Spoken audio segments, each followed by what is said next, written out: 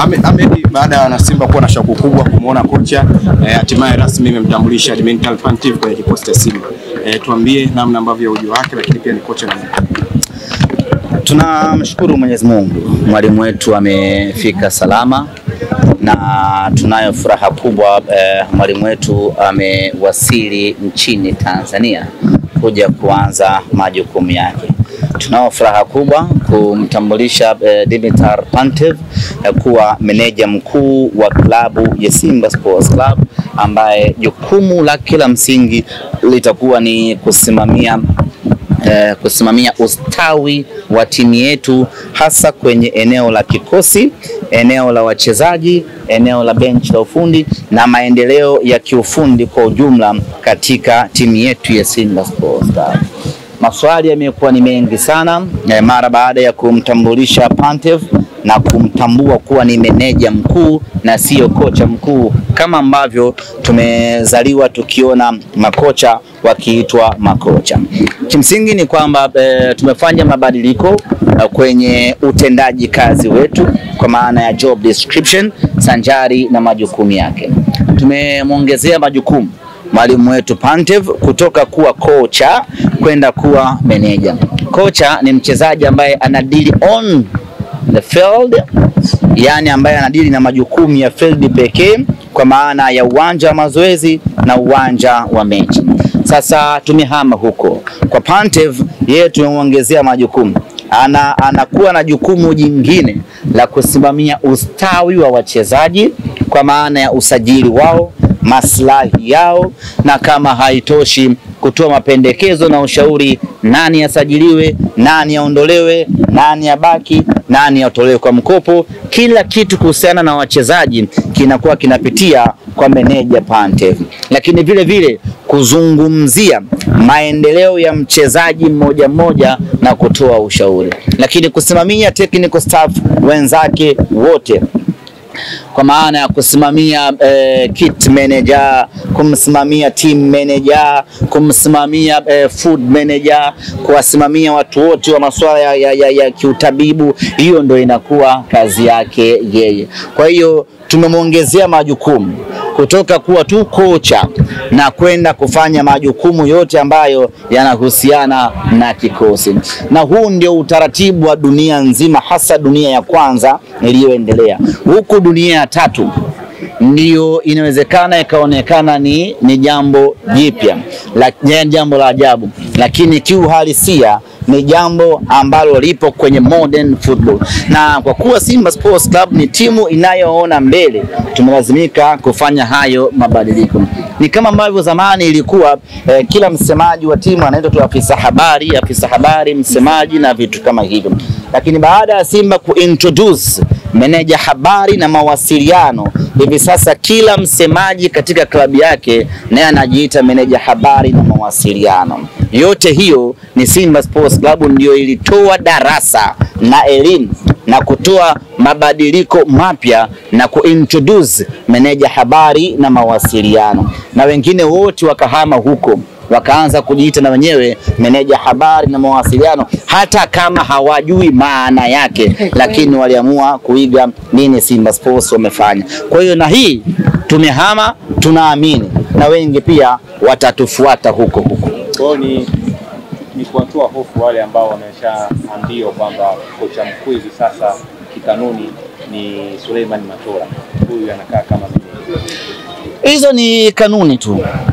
Hizo ni kanuni, lakini huyu ni meneja mkuu ambaye ndani yake kwenye ile managerial kuna coaching staff, kuna coaching technique, kuna coaching mipango. Sijui umeelewa eh? Kwa hiyo utakapokwenda mazoezini utamkuta meneja anasimamia mazoezi. Utakapokwenda kwenye mechi utamkuta meneja. Popote utakapokwenda utamkuta Pantev anatimiza majukumu yake ipasavyo. Ni ipi role ya Pantev Mipanga?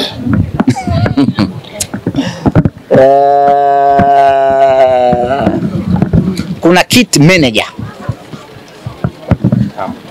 Umeelewa eh? Kwa manager lisiwatishe. Alafu kuna player manager. Kazi yake ni kupanga ratiba, leo tunaingia kambini saa ngapi, natoka saa ngapi, chakula saa ngapi. Alafu kuna food manager.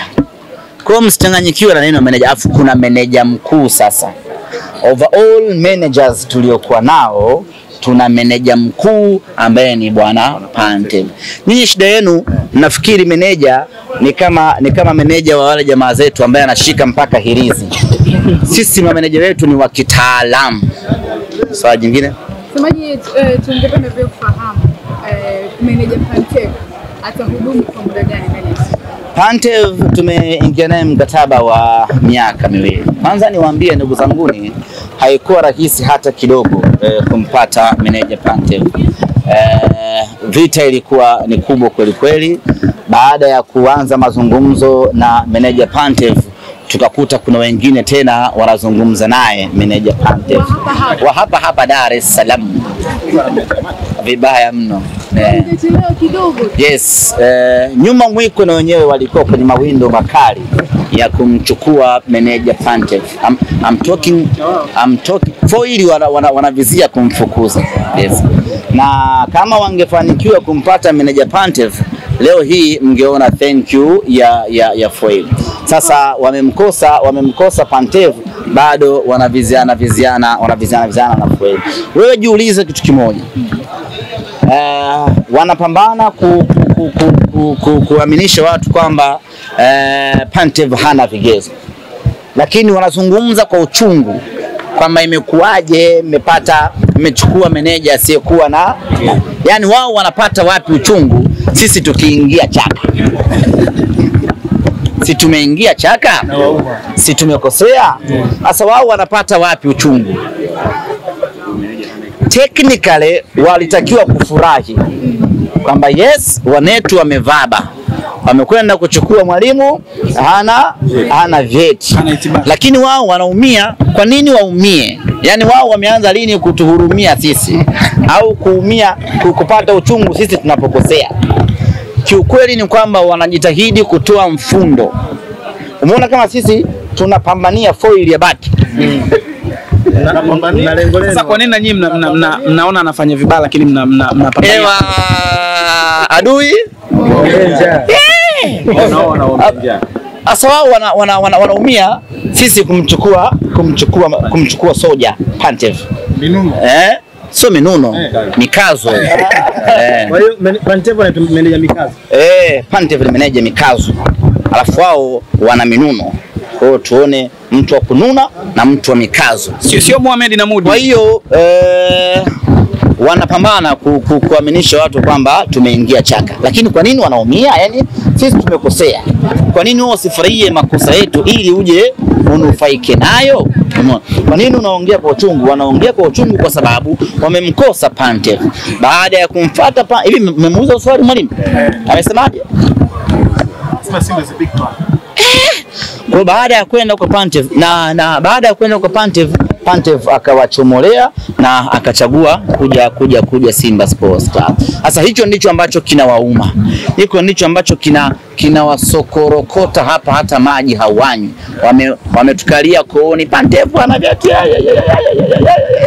Yote hayo ni machungu kwa sababu wamemkosa na wanalazimika sasa kuendelea kuishi na foili hata kama hawapendani. Na sisi tayari tumeshamchukua mwamba, yuko zake nchini Tanzania kwa ajili ya kwenda kuanza kazi. Tumemchukua kwa mkataba wa miaka 2 na amekuja na msaidizi wake ambaye anaitwa bwana Simionov.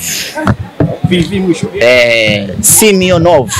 Yani Simeon Nov. Na kuanzia sasa kila mwana Simba mbele yake anaweka Nov. Kwa Kinyago Nov. Kisugu Nov. Mangungu Nov. Magori Nov. K Mziwanda Nov. Ahmed Nov. Kila mwana Simba nakubali, kila mwana Simba anaongeza Nov pale mbele kwa sababu sasa tumeshakuwa wa Bulgaria. Ni mwalimu wa viwango vya hali ya juu sana tumempata, na sisi tunajivunia hiyo na tunawapongeza kusema kweli viongozi wetu kwa kuwa na jicho la haraka. Kwa nini tumemchukua Pantev? Pantev mara baada ya kuondoka kwa mwalimu Fadlu Davis tukasema kuna nani moja anasemaga nadhani ni mwana FA sio nini, alafu tafuta mnyonge wako na wewe. Unajua hiyo shairi Okay. Unasemaje? Wakikumegea tafuta mnyonge wako na wewe. Msifanye mambo. Huo ni wimbo. Kwa baada ya Fadlu kuondoka, tukasema na sisi tunahitaji kocha ambaye yuko uwanjani hivi sasa. Sio kocha ambaye yuko mtaani ama yuko nyumbani. Twende tukatafute kocha ambaye yuko field, yani damu yake tayari imeshaingia kwenye msimu wa mashindano. Tunakwenda wapi sasa? Baada ya kupekecha jicho letu likatua kwa Pantev. Tukasema hawa wa Gaborone sisi hawa tunawaamudu kabisa. Tukagonga hodi pale, tukawaambia bana tupeni hiyo kocha. Fidia sipula shingapi? Tukamchukua mwalimu. Kwa muda mfupi aliyofanya kazi Afrika inakuonesha yeye ni mwalimu wa namna gani.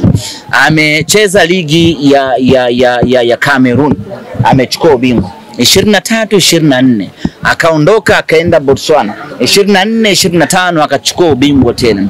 It's very rare kocha akachukua ubingwa back to back kwa nchi mbili tofauti. Ndugu zanguni, hili sio swala la kawaida hata kidogo. Huyu ni meneja wa viwango vya hali ya juu mno. Walimu wote akitoka nchi moja kwenda nchi nyingine, atakapofika lazima ana struggle kwanza, lakini huyu mwalimu ametoka Cameroon amekwenda Botswana, mwaka uliofuatia amechukua ubingwa. Tukasema huyu mwalimu ana kitu cha maana na ana kitu cha ziada kweli kweli, huyu atatufaa. Lakini tukaangalia namna ambavyo sisi tumecheza naye kwenye ligi ya mabingwa Afrika, namna ambavyo alitu outshine, namna ambavyo alituzidi, namna ambavyo alikuwa bora. Tukafanya assessment ya wachezaji aliokuwa nao. Ni wachezaji wa daraja la kawaida mno, lakini ameweza kuwapa ujasiri, ameweza kuwapa ubora na kuweza kuwazidi maarifa wachezaji wakubwa wa Simba Sports. Tukasema hawa watoto wa Gaborone United, hiki sio kiwango chao cha kuzaliwa. Hawa watoto wamefundishwa. Nani yuko nyuma yao? Tukamkuta Dimitar Pantev. Tukasema huyu Pantev anatufaa pakubwa. Huyu tukienda kumpa wachezaji wakubwa wakina Shamu, tukaenda kumpa wakina Abraham Morris, tukamkabidhi wakina Jean Charles Ahoua na Mpanzo, timu yetu itakuwa tishio kweli kweli. Kwa hiyo tukagonga hodi tukamchukua. Kwa hiyo wasifu wake umetuvutia pakubwa kweli kweli. Na mimi niwaambie ndugu zangu waandishi wa habari, tegemeeni Simba mpya mno kutoka hivi sasa. Pira Biriani narudi. Pira Biriani limerudi na tumelitafuta Pira Biriani kwa muda wa miaka mingi sana. Tumekuwa tukilisaka biriani letu kwa muda mrefu kweli kweli. Tumekwenda kulipata Bulgaria biriani. Katikati hapo tulikuwa tunachanganya tu. Leo unapata biriani, kesho kutwa unakula muhogo mkavu. Leo unapata sambusa kachori, kesho kutwa wake unakula mbaazi. Yani ilikuwa mambo hayakai sawa sawa. Lakini sasa we are very confident kuwatangazia wana Simba kwamba biriani la mnyama limerudi. Uzuri huyu mwalimu anacheza mpira wote. Anacheza mpira wa kasi ambao ndio mpira asili wa Simba. Anacheza mpira wa pasi nyingi ambao ndio lunyas yenyewe hiyo ambayo iliasisiwa tangu zama za Sunderland. Anacheza mpira wa kushambulia na sisi ni watu wa magoli. Anacheza mpira wa kukaba, hiyo ndio kazi yetu ya msingi. Na anacheza mpira wa kisasa, mambo yakiwa magumu ana switch, anapiga pasi ndefu zinahama. Na sisi tunaye mtu kama huyu anaitwa Alassane Kante, Mr. Transporter, anahamisha kutoka upande mwingine anakwenda upande mwingine wa kiwanja. Sasa Simba yetu is back. Ahmed, wapo ambao wanasema kocha anapenda kula bata sana. Baada ya kumuona kwamba kocha anatajwa kujiunga na Simba, wengi akawa wanaweka hofu. Una kipi cha kuambia mashabiki wa Simba? Kocha wetu sio mshamba. Ni mjanja wa mjini. Kwa hiyo maisha anajua, raha anazijua. Na akishamaliza kutimiza majukumu yake anakwenda kula bata. Kwa hiyo lisiwatishe hilo, na amekuja Dar es Salaam kwenye mji wa maraha, ataenjoy vibaya mno. Kazi rasmi ya Technically ameshaanza kazi. Yes. Mara baada ya kushuka hapa hii leo, moja kwa moja anaelekea Mbezi Beach kupata upepo wa bahari, atapumzika. Kesho anakutana na wachezaji, anazungumza na wachezaji, na baada hapo tunaelekea field kuanza utekelezaji wa majukumu. Ni kitendo bila kuchelewa. Semaji, lipo jasusi ambalo limekuwa likijulisha taarifa zenu na kupeleka upande wa pili, na taarifa alizozitoa mara ya mwisho ni kwamba huko ndani moto unawaka. Wapo viongozi wanaendelea kujiuzuru kutokana na kuja meneja Pantev. Wao walitaka kocha lakini amekuja meneja. Bosi pia kakasirika. Nini ambacho kinaendelea? Hiyo sasa michambo. Hiyo mimi siwezi kujibu michambo. Hiyo michambo ina watu wake wakina Dr. Kumbuka. Ndio wanaweza wakajibu vitu kama hivyo. Mimi meneja wewe. Simba uko sawa. Ahmed, na kutoa nje hili. Baada ya mchezo wa Yanga dhidi ya Mbeya City tuliposti naye mmoja hapo kuhusiana na kile kitendo ambacho alikifanya Ibra Baka. Na hatimaye kamati ya masaa 72 imetoka na kutoa kile ambacho alistahili Ibra Baka. Kwenye hili kwako unazungumzia?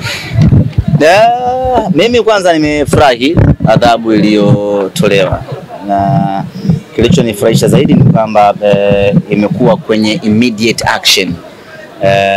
Yani kitendo kimetokea na muda huo adhabu inatokea, ili aliyefanya kosa aweze kufeel makosa yake. Lengo langu sio fulani tu wafungiwe. Lengo langu mimi ni vitendo vya kihuni visifanyike kwenye mpira wa miguu. Mimi natambua kwamba wachezaji wanategemea miguu. Kwa hiyo unapomvunja mwenzio, maana yake unataka kuharibu kitendea kazi chake. Viko vipaji vingi ambavyo vimeishia njiani kwa sababu ya kupata majeraha. Na wachezaji wengi akili zao wanakuwa wamezielekeza kwenye kucheza mpira. Kwa hata mipango ya shule, mipango ya biashara nini wanakuwa hawafanyi. Kwa hiyo kitokeo umemuumiza ghafla, maana yake anaacha kabisa hiyo kazi, anaanza kusota waya. Kwa hiyo wachezaji, unapocheza uwanjani, jua kabisa mimi nipo kazini na huyu yupo kazini. Nimlinde na yeye anilinde, ili maisha yake na familia zake yaweze kwenda. Unapomrukia makusudi, unapomuumiza makusudi, maana yake unataka kuharibu kazi yake, unataka kuharibu ulaji wake, unaharibu maisha yake. Isingekuwa ni jambo la kupendeza. Kwa hiyo wachezaji walindane, wachezaji wapendane, washindane. Yani kushindana ndio kitu kinachotakiwa, lakini tushindane kwenye misingi iliyokuwa sahihi, tusiumizane. Na ikitokea mchezaji anaumiza wenzie makusudi, basi kamati najua nini cha kufanya, kama ambavyo tumeona wamefanya. Mimi naamini kabisa yeye mwenyewe mkosefu atajifunza, na wengine vile vile watajifunza.